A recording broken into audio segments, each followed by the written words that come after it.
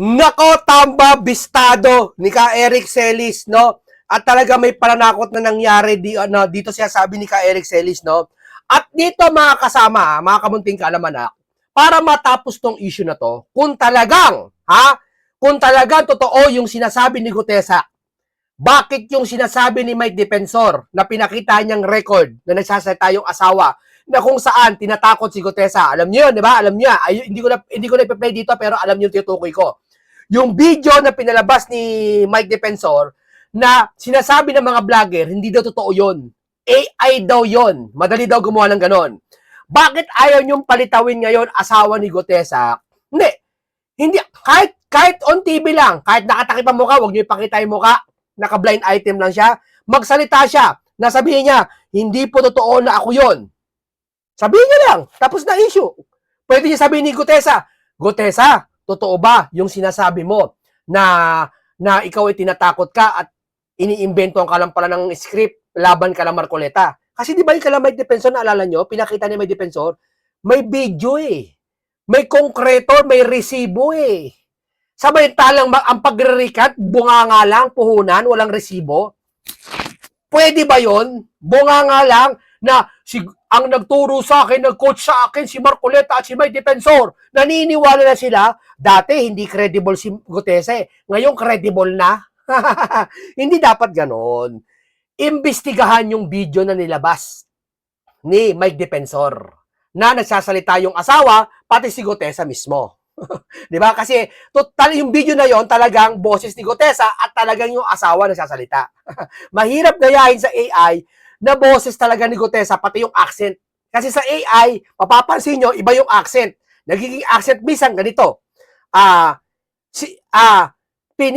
Pinilit nila ako, deliver Marcoleta, parang ganun eh. Doon talaga buong-buo yung salita. Yun ang pasinungalingan nila. Sana po, ito lang po hindi naman masama siguro, hindi naman siguro kalabisa sa inyo. Magsalita po yung asawa ni Gutesa tungkol dito. Na hindi nakasulat yung sinasabi. Mas maganda, naka-live, magsalita, o gusto nyo, recorded lang, nakasalita, pwede. Walang binabasa. Dapat ganun. Dahil po, accountability po hinihingi ng taong bayan dito. Hindi po tayo namamalimos dito. Dito po ay talagang nasasangkot ang malaking issue ng flood control at pangalan ninyo. Dapat po magsalita kayo para malinawan kami mga tao. Kasi kung mananatili kayong ganyan, nag-recant lang, okay na, wala na. Kawawa taong bayan. At syempre, balik din sa kanila yon.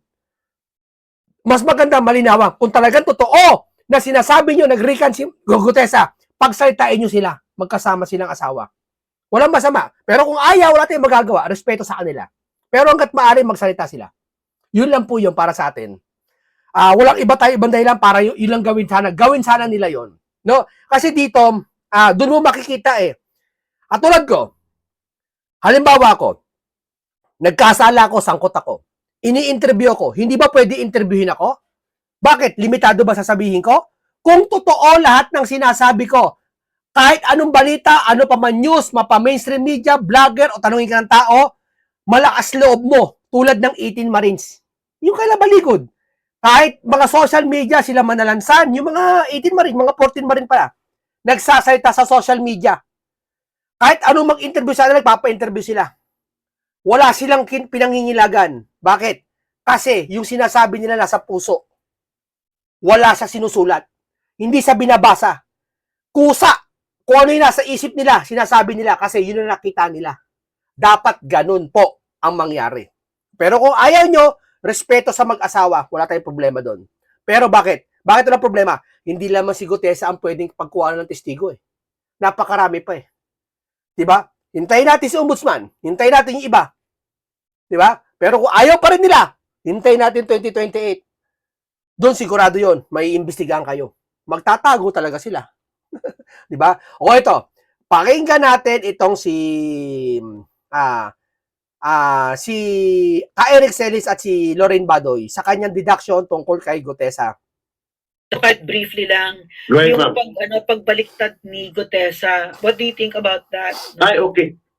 Noong, Kahit ito gusto briefly ko i-confirm sa program natin, Mama. Mm. Ano ba ngayon, December ko pa nakita o narinig kay Congressman Mike Defensor at kay anang pinarinig niya sa amin, no? Hindi ko na sasabihin, confidential yung mga ibang nandun. Mm. Yung boses ng conversation ni Gutesa at ng asawa niya. Yun ang sinasabi ko sa inyo. Yung boses, yung conversation ng asawa ni Gutesa. Kaya mas maganda po mga kababayan, pagharapin natin yung otoridad, pati yung asawa ni Gutesa nagsasalita. Sabihin niyan na hindi sila yun. Ganoon na naman eh. Pero, bago nila sabihin, hindi kami yan, kailangan may nakarap na otoridad. Bakit? Aalamin yung video kung edited o hindi. Pag edited, walang problema. Kasuhan sila, may defensor. Kasuhan. Pero pag napatunayan totoo, gamitin ng ombudsman. Ganun na naman, napakasimple na naman, ombudsman! Napakarami nating mga funds na binabudgetan yan. Intelligent fund, confidential fund, lahat binabudgetan yan para gumamit tayo ng pera para ipambayad sa mga forensic, sa mga, ano ba, may krimen.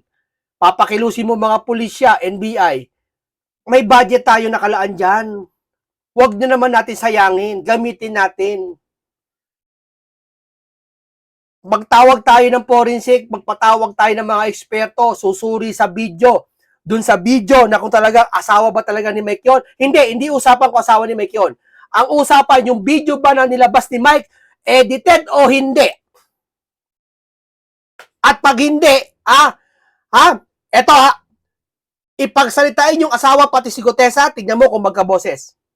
Kasi kung talaga magkaboses, mahirap gayahin ang asawa pati si Gutesa kung sino sino yung gumagaya ng boses? Sino Pumaceno ba yon? Si Willie no Pumaceno, tama? Meron pa, si Jeffrey Tam, nagaya din ng boses yon. Marami nagaya. Pero, boses ng babae, pati asawa ni Gutesa, si Gutesa, hindi pwedeng gayahin basta-basta. Ha? Pagsalitain nyo kung tutugma yung boses kung talaga sila ba yon. Pag napatunayan yung video na totoo, napakadali lang naman. Diyos ko po. Kahit sa barangay, ginagawa yan. Kapag ang isang bagay na to, sa panahon natin, ayaw nilang imbestigahan at mabigat imbestigahan, isa lang ayaw. Ayaw nila malaman ng katotohanan. Natandaan yan. Pero napakadali na naman gawin eh. Patawag ng forensic sa ibang bansa, wag DDS, wag BBM, para hindi bias. Magpatawag ng independent investigation galing sa ibang bansa, gusto nyo, mga archaeologists gusto nyo, mga IT expert. Arkilay natin, siguro mahal ang bayad doon. Pero may confidential funds naman kayo, mayroon naman kayong mga intelligent fund na panggastos dyan, o ano man tawag na fund, na pwede nyo bayarin sa ibang bansa Kung ba aabuti ng 20 million yan, sige, pahid na kami. Kesa naman siya sa 25 million per day sa impeachment. Pahid na kami. Para malaman lang yung video kung totoo o hindi, pati yung picture. Ba't ayaw ninyong gawin? Para na masabayan yan. Bakit? Baka malaman ng katotohanan? December 2025. Ibig sabihin po, alam na namin at alam na rin po ng mga opposition groups na si Gutesa na hawakan na ni Romualdez.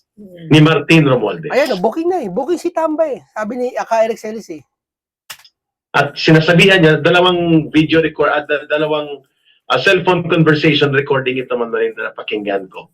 Siguro ang kainaan lang or weakness lang ni Congressman Mike Defensor, hindi niya pinlay ito. Hindi niya ibinigay sa media ahead. Expected na natin ito. Dapat ang ginawa ni Mike Defensor, ito lang Mike ito lang payo ko sa iyo Mike Defensor Alam ko nasa piitan ka pero maririnig mo to. Alam ko may mga tauhan ka nakakarinig dito. Total naman nag-donate ka kay Marcoleta ng 30 million para sa campaign donation. No, wala naman naging kapalit, no? Kaya hindi plunder 'yon. May pera ka ibig sabihin. Dapat nagpatawag ka sa ibang bansa na investigation, babayaran mo. Pero iuugnay mo sa otoridad natin para hindi ka maging bias. Iuugnay mo.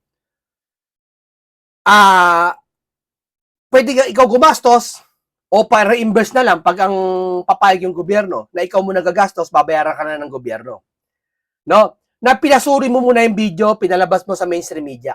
Pero ang nakakahirap naman, hindi naman kinagat ng mainstream media eh. Ewan ko kung bakit. Pinost naman sa social media, pero hindi nila kinagat. Yeah? Dapat pinilay nyo. Di ba? Kaso ayaw ninyo eh. Ibig sabihin, may kinikilingan sila. Di ba? Hindi ayaw nyo ibalita yung dapat ibalita. Pero Mike, sabi ko sa'yo, may pera ka naman. Dapat pinasuri mo yung video na authenticate mo.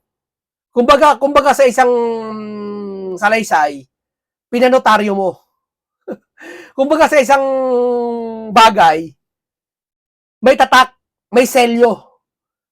Dapat ganun ginawa mo, Mike, eh. Para wala silang kawala, eh. Kababayan, nagagawin ni Gutesa. Dahil last year, pahawak na siya ni Martin Romualdez. At ang kanyang asawa, nakikiusap sa kanya na sana panindigan mo yung mga ginawa nila sa'yo, ibulgar natin yan. Ayan, oh, narinig ko yan. Sinabi ng asawa sa cellphone, ha? Na sana ibulgar mo, panindigan mo, ganun-ganun. Na tinakot ka na para pabalik rin sila Marcoleta, pasamain. Ito na nga, nangyari na. Di ba? Dapat ano eh. Pero sabi niya natatakot daw siya. Hindi niya alam kung mabubuhay pa siya. So may conversation na ganun. Alam ko po na yon ay authentic dahil nagpadala noon asawa niya mismo. Ngayon sa tanong ni Ma'am Lorraine, ano bang nangyari kay Gutesa? Well, klaro naman na binayaran siya. Ganon din po yung apat na bumaliktad. Pero hindi po tatayo ang kanilang pag-recant na to sapagkat mas kapanipaniwala ang una nilang sinabi. Bakit? Dahil tumutugma yon sa mga pangyayari. Tumutugma sa iba pang testimonya. Ito ha, hindi natin pinipilit yung asawa ni Gutesa magsalita. Pero kung sana man lang magsalita siya, para marinig ng taong bayan, sasabihin mo. At sa pagsasalita mo dapat, hindi sa social media. Dapat otoridad, official. Kasi taong bayan ang hihingi ng accountability. Pero hindi ka namin pinipilit. Kung ayaw mo, okay lang, respeto sa inyo. Ayaw nyo, magsabi man kayo, hindi, paniniwalaan namin, sige. Pero depende yon sa pag-iimbestiga. Ni Saldico, ng iba pa, na mas marami pa, sapagkat how can Marcoleta and Mike Defensor mag-imbento sila ng Tamarin Street, ng Aguado, sa Malacanang, ng Forbes Parks number 40. Ang mga detalye na ito, mahirap imbintuhin ni Senator Marcoleta. Mahirap talaga imbentahin yan. Yung detalye na yan. Napakahirap niya, pati yung mga larawan, yung bahay, yung lugar ng aviation, kung saan nandun yung eroplano na maliit. Mahirap yun. Ano ba naman kayo? Hindi mahirap. Imposibleng gawin yun. Oo. Halimbawa, bahay ni Martin. May kakayahan ba ang AI? Sabihin mo nga sa AI, sabihin mo kay AI, please give me a house of former, Tagalogin na natin, pwede bang bigyan mo ako ng larawan ng loob ng bahay ni Speaker Romualdez? Dalawa sasabihin sa iyo eh. Hindi po pwede ako magbigay. At pangalawa, hindi ko alam kung ano loob ng bahay niya. So, hindi alam ng AI ang loob ng bahay ni Martin. Pero bakit yung mga nasa larawan, loob daw ng bahay ni Martin? Bakit ayaw nyo suriin kung talagang loob ng bahay ni Martin yun? Ayaw pa imbestigahan, ibig sabihin. At ni Mike Defensor, kung wala silang direktang kaalaman sa naging operations ng delivery ng mali-malitang mga pera kay Marcos, kay Romualdez, at sa iba pa. So kahit bawiin pa nila yan, Ma'am Lorraine, nakatatak na po na nakatayo na yan. Sapagkat yan ay pwedeng tumugma sa mga kaganapan at pangyayari na binubunyag na mismo na una pa ni Ginoong Saldico. Pero sa tanong mo ma'am kung ano nangyari kay Gutesa, kapareho din po sa apat. Si Romualdez po ang may pakana nito mga kababayan. At ang tanong, Napakasimple na naman eh. Hindi naman eng-eng ang hukuman natin eh. Para hindi malaman eh. 'Di ba? Kayo ba benepisyo lahat yan kay Martin? Biruin mo lahat nag-recant kay Martin. Talagang house speaker ka. Ha? House speaker ka. tatanungin ka kung may kinalaman ka sa anomalya nangyari, wala kang kaalam-alam. Hindi ka man lang na makapagsabi sa amin ng detalye, ano nangyari, Martin. Hindi lamang nangyari na natanong ka namin. Hindi namin, wag na kami. Yung mga Blue Ribbon na lang dati, nakaupo, sila Marcoleta. Hindi ka man lang natanong ng iilan, o kaya ng taong bayan na lang, na Martin, ano po ba nangyari? O kaya nasa isang event ka, interviewing ka, public interview, hindi. Nag-speech ka eh. Nagsalita ka eh. In English mo pa talaga, no? Kasi alam nyo, yung taong bayan, di nakakaintindi masyado sa English eh. Iba, karamihan ha, hindi lahat ha. Karamihan eh, kaya in English niya eh. Dapat tinagalog mo eh. Tapos, public servant ka eh. Nakaupo ka pa rin eh, ng congressman eh. Dapat nagpapatanong ka sa media. Sir Martin, ito yung mic. Sir Martin, tatanungin ka lang po namin. Ano po ba nangyari? Wala kang ganun eh. Dapat meron ka na nagpapatanong ka sa taong bayan. Kung ayaw mo patanong, umalis ka sa pagiging congressman. Public servant ka eh. Tatanungin ka ng taong bayan eh. Hihingi sa'yo ng accountability. Pero ayaw ninyo. Natanong ba si Martin? Natanong. Kayo, natanong ba si Martin? Hindi. Wala namang masama kung tatanungin mo eh. Martin, tanungin ka namin ng Blue Ribbon. Kausapin ka. Ano nangyari? Bakit nawala ng 1 trilyon sa budget? Pwede mo sabihin, wala akong alam dyan. Granted. Pero may mga follow-up question. Kung wala kang alam, bakit nakapirma ka? Ikaw ang legislative na speaker dyan. Tapos si appropriation ng budget si Saldi. Tinuturo ka. Ito mga ebidensya. Dapat ganun eh, malawak ang investigasyon eh. Wala nangyaring ganun. At dapat yun ang tama. Tama? Tama ba? Tayo mali. Bakit ayaw matanong ni Martin? Tagot ko sa inyo, tapos sasabihin niya wala siyang kasalanan. Alam nyo, kahit saan tayo, parang ganito, kumain ka sa restaurant, may nakita kang buhok. Oy ako nakakain na ako sa mamahaling restaurant dyan sa bandang Alabang. No? Hindi ko sabihin ko anong restaurant. May 2 buhok na mahaba sa pagkain. Hindi naman ako maselan eh. Laking street din ako eh. Laking street food din ako eh. Hinugot ko na lang yung buhok, tinapong ko, pero kinain ko pa rin yung pagkain. Hindi na ako para mag-iskandalo na bakit may buhok dito. Pero sa iba ganito gagawin.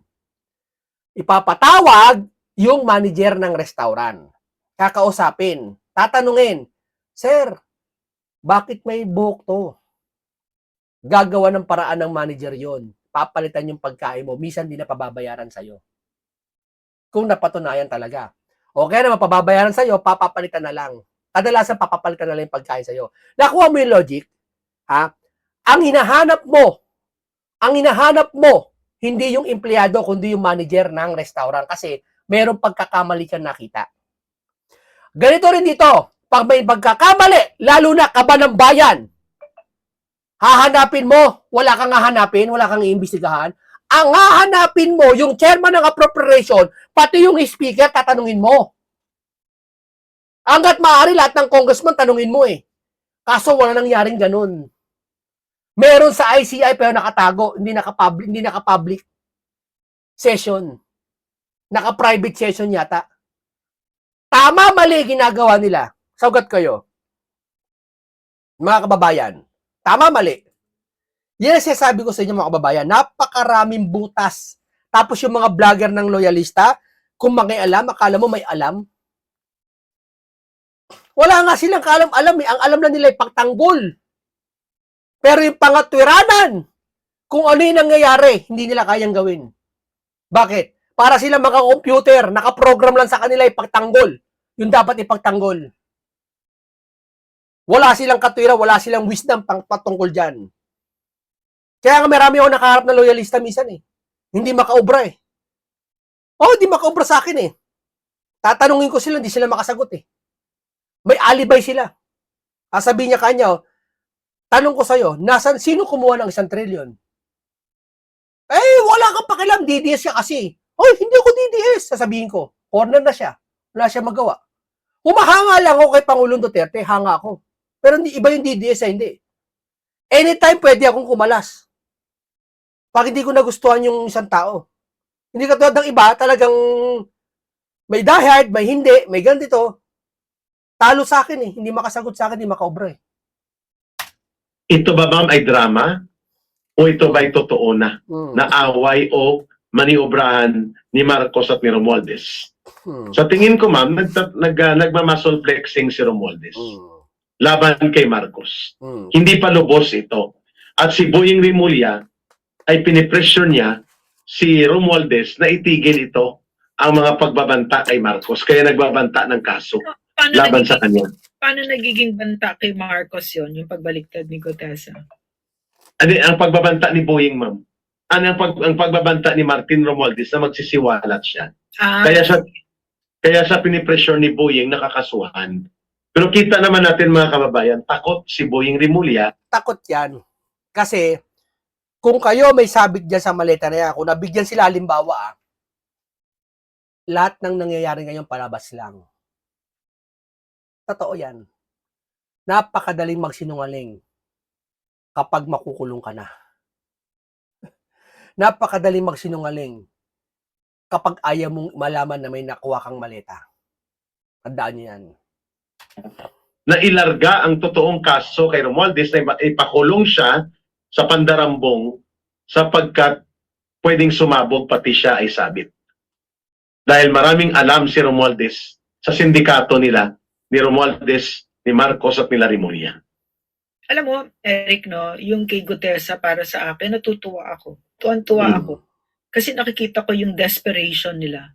No? Yeah. Desperation talaga. Grabe. Oo.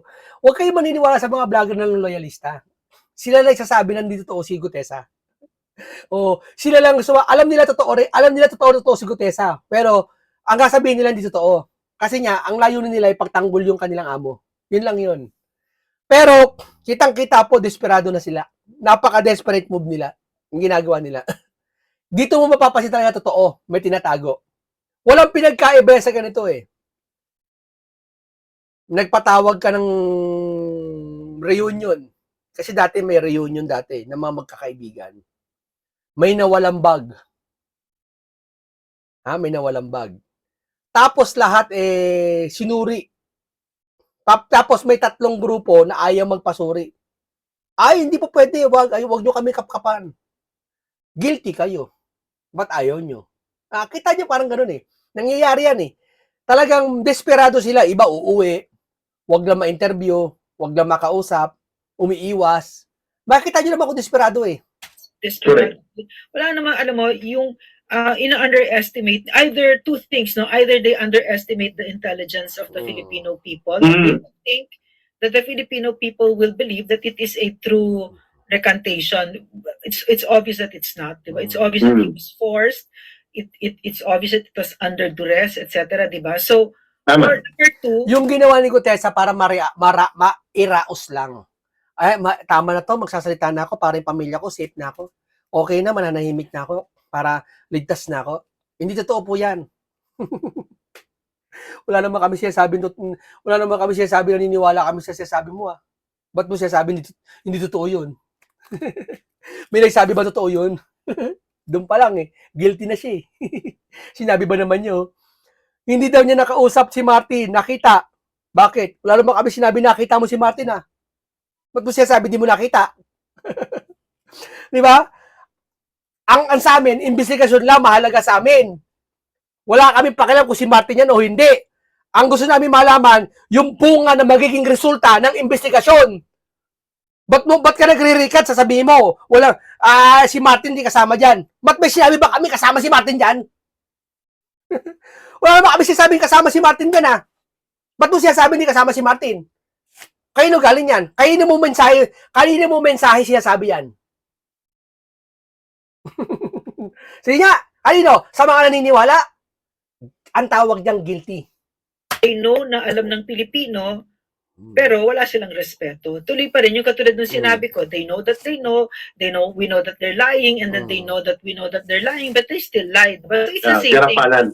And on both either cases, what I see is desperation. And then I'll tell you a beautiful quote. a beautiful quote by Lin Yutang, Sige, ma'am. this Chinese scholar. He said, when small men begin to cast big shadows, it means the sun is about to set. Ibig sabihin, yung mga taong maliliit na yan, pag ganyan na kadesperado, sabihin malapit na matapos ito. So, Totoo talaga, malapit na. Ano na desperado na talaga lahat Grabe nangyayari, no? Harap-harapan takipan, no? Antindi, no? Lalo na yung mga loyalista. Grabe, no? Tindi ng pagkatakip nila, no? Bakit nila pitatakpan yun? Anong meron? Di ba? Yun ang tinuturong ebidensya, ba't kaya titatakip? Tama. So magkaisa tayo kasi wala na walang patutunguhan ng Pilipinas. Nakikita natin ngayon quite literally lubog ang Pilipinas. Tapos pasama ng pasama. Last year hindi ganito kasama yung paglubog ng Pilipinas. So susunod susunod? Ano na tayo? Lulod na tayo. Kung hindi natin mapababa peacefully yan drug addict at magnanakaw na yan kasama ng mga kampon niya ng mga satanas, no? So okay, ito. Panoorin naman natin itong si si Ellie. Si Ka Ellie to Alam ko Ka Ellie. Pinag-uusapan ho ngayon ay itong biglaang pagbaliktad ni dating Marine at surprise witness Orly Gutesa na kung saan ay kanyang inaakusahan noon si dating House Speaker Martin Romualdez na di umano ay nag-deliver siya ng mali-malitang pera sa bahay ng dating speaker sa Forbes at maging sa Malacanang, yan po sa Aguado, at kanyang binanggit ho yan sa kanyang testimonya noon sa Senate Beribong Committee. Kasi nga, si Marcoleta nag-iimbestiga sa lahat. Wala lang iba nag-iimbestiga, Marcoleta lang Nakulong lang Si Diskaya, kakampi daw ni Marcoleta. Kontraktor ng mga buong Pilipinas, halos hawak ni Diskaya. Hindi naman buong Pilipinas. Halos siya ang kontraktor. Siya ang may kasalanan. Hindi kasalanan ni Diskaya. Siya ang may pananagutan doon sa mga kasalanan nangyayari. Tapos kakampi daw ni Marcoleta. Tapos si Gutesa, kakampi na naman daw ni Marcoleta. Yung 18 Marines, kakampi daw ni Marcoleta. Ano yan? Lahat na lang lumilitaw na galing naman sa inyo? Si Diskaya, kayo no galing? Kontraktor yan ng mga project sa San Pedro, meron, sa Laguna. Alam ko, Binyan Di ko alam. Di ko alam Kontraktor dyan sa ibang Manila, sa Bulacan. Napakarami ng Diskaya Kaya nga, Gerald Construction, diba? Si Diskaya Tapos kay Marcoleta kakampi lahat. Sa inyo galing yan 18 Marine, kayo no galing, kay Saldi ko Si Gutesa, kayo ng tao, kay Saldi ko Bakit nyo pinapaano kay Marcoleta lahat? Halatang halata. Tapos di ba si Saldi ko daw, nung kumanta, anong sabi ng mga vlogger? INC daw si Saldi ko. Buti nila, may isang iglesia nagpakita, may kasal, nasa simbahan si Saldi ko. Katunayan, di INC. Biruin mo lahat na nagsasalita, ginagawa nilang kakampi ni Marcoleta. Ay di may sapak ang ulo. Tama! Lahat na nagsasalita, kakampi ni Marcoleta. Si Saldi ko daw, iglesia, kakampi ni Marcoleta. Ay, hindi ba kayo nakakalata, mga kasama? Hindi ba kayo nakakalata? Makakalata naman kayo. Tapos na ang laban nito. Konting tiis na lang. Di ba siya nga ho ang surprise witness ni Senator Rodante Marcoleta. Pero ngayon ho, ay biglang nagbago ang ihip ng hangin. Ako, sumatotal ho rito, mga kababayan, ay mukhang lalong lumalabnaw ho ang kaso laban po kay dating Speaker Romualdez at ako, malabo na ho itong makulong. Kasi kung niyo pong matatandaan, ay nagrekomenda ho yung special yung panel po ng special panel of investigators ng Ombudsman kung saan sila po ay nagrekomenda na kasuhan ng plunder, graft, bribery at money laundering. Ito pong si dating Speaker Romualdez at ganyan din po si dating Congressman Zaldico at ngayon ay dinala na ho yan para po sa preliminary investigation at doon titignan kung may probable cause at i-recommenda na sa Sandigan Bayan ang pagsasampa ng kaso ng plunder. Kasi kapag nakasuhan ka ng plunder, ano mangyayari? kulong ka, walang piyansa. Mm. Pero dito ho sa pangyayari ito, sunod-sunod ho, 'di ba? Yung mga nakaraan, meron ding bumaliktad na sinasabing ano no, yung sa ano ba tawag doon? Brave 18 o 18 na ex-marines na dating mga bodyguards ni Zaldico, nabawasan mo sila ng 4, so 14 na lang. Pero kung nyo po matandaan, noong November 28, 2025, mismong itong si dating Congressman Zaldico, ang nagsabi na kanyang pinatutuhanan na totoo ang mga binanggit at sinabi ni Orly Gutesa na nag-deliver siya ng pera sa Forbes Park at again din po sa Aguado, dyan po sa Malacanang. At sabi ni Gutesa, kanyang kinukumpirma yung ilang bahagi ng affidavit noon. Hindi, dapat pakumpirma nyo Gutesa, alin sa mga yan ang hindi totoo sa sinabi mo? Lahat ba yan o yung kay Martin lang? Dapat gano'n ang tanong Para malinaw Kasi kung kay Martin lang, halata yun. Yeah? Kung hindi totoo lahat yun, kasi pag sinabi ni Gutesa, lahat ng affidavit ko hindi totoo. Kasi sa affidavit niya nakalagay, tao siya ni Zaldico So, ibig sabihin, hindi totoo tao ka ni Zaldico? Doon pa lang, sinungaling ka na Tama, mali. Dapat alin sa mga affidavit mo ang nire-recant mo? Lahat o yung kay Martin lang? Kasi pag sinabi mong lahat, sinasabi mo hindi ka tao ni Zaldico. Hindi naman, alam naman ng lahat tao ka ni Zaldico. May picture pa nga Baka may ano ka pa nga, may binabayarang buwis ka pa nga kay Zaldico Checkmate ka, no? Checkmate ka, no? Ni Gutesa. Pero ano nangyari? Ngayon ay sinasabi ay parang ginamit lang daw siya, pinangakuan na bibigyan ng pera ni na Senator Marcoleta at dating Congressman Mike Defensor, tapos ay scholarship sa kanyang anak. Pero ang pinaka-punto ko rito mga kababayan, sa ang resulta ho ng mga binabanggit na ito ni Orly Gutesa, mukhang malabo na po na makulong, makasuhan ng plunder. Ito pong si dating Speaker Romualdez at ang pinaka maring gawin, parang pakonsuelo, baka mag-alito kasi ang taong bayan na walang nangyari dito po sa issue po ng flood control, baka makasuhan na lang ito ng graft. Kapag graft o bribery, bailable. So hindi po makukulong.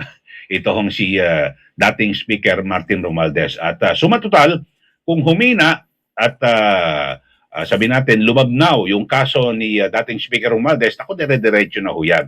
So, suma total, wala pong mangyayari dito po sa flood control scandal na ito at wala pong makukulong, wala pong mapaparusahan. Yan ang mahirap, wala makukulong. Free lang yung 1 trillion na wala.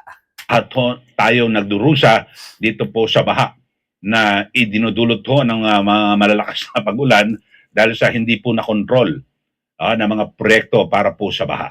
Yan lang po, mga kababayan. Okay, maraming salamat sa iyo, Ka Eli. At kay Eli ba to? At si kay Ka Eric Celis, no? Maraming salamat sa inyo. At kay Senator Dante Marcoleta, Gutesa, sana magsalita na kayo ulit. Yung katotohanan. Kasi, alin ang nirecant mo?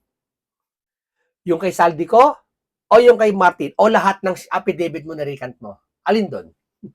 No? Maraming salamat sa inyo. At si Senator Marcoleta, hintayin natin. May pasabog yan. Abangan natin. Salamat sa inyo. Marami pong salamat.